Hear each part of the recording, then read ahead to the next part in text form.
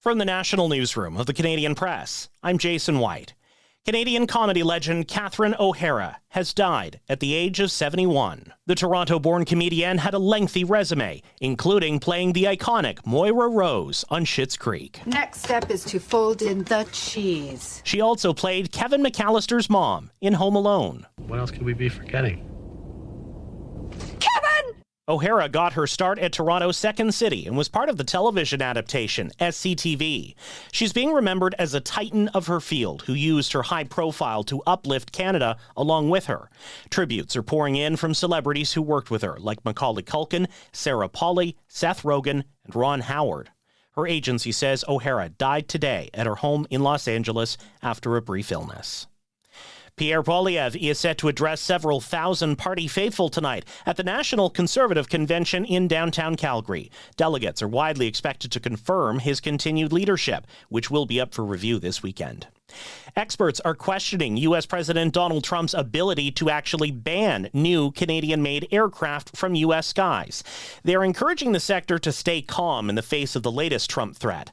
A former member of the Canadian Transportation Agency says regulatory authority for plane certification in the U.S. actually rests with the Federal Aviation Administration. Newly disclosed documents reveal the Canadian government denied convicted sex offender Jeffrey Epstein entry into the country in 2018 because of his criminal past. The United States Justice Department has released some 3.5 million pages of documents related to Epstein, including correspondence from the disgraced financier's personal Gmail with the Canadian government. Epstein was seeking permission to enter the country in April 2018 for several days for a TED Talk conference in Vancouver, but the Consulate General of Canada in Los Angeles denied his application because he was convicted of a crime considered an indictable offense. Kyle Duggan, The Canadian Press, Ottawa.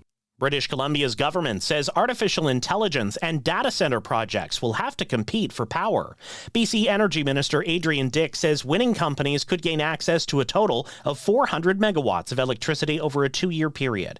He says it's in response to climbing electricity rates in some U.S. states, and some experts have blamed that on growing power demands by data centers.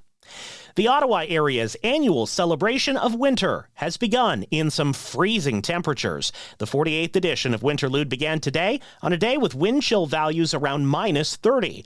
So Paul Doucette took the day off with his family to go skating on the Rideau Canal. They have the day off school. It's a PD day.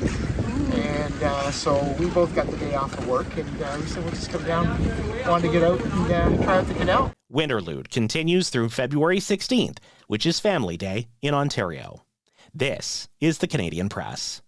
In sports, Canada's Carrie Anerson and Manitoba's Caitlin Laws have advanced to the 1 versus 2 page playoffs at the Scotties Tournament of Hearts. Anerson and Laws will play tomorrow afternoon, with the winner going to the final.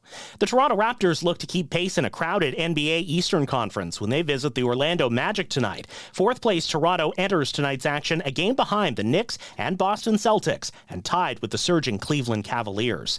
The Edmonton Elks have released Canadian quarterback Trey Ford and committed to Cody Fajardo under center for the upcoming CFL season. Ford started the 2025 season as the Elks starting quarterback, but lost the job to Fajardo after a 1-4 start. Major League Soccer's Vancouver Whitecaps have acquired attacking midfielder and forward Aziel Jackson on a loan from a team in Poland. The loan agreement's good through June, and it includes an option to purchase. And Novak Djokovic and Carlos Alcaraz will meet in the Australian Open men's final.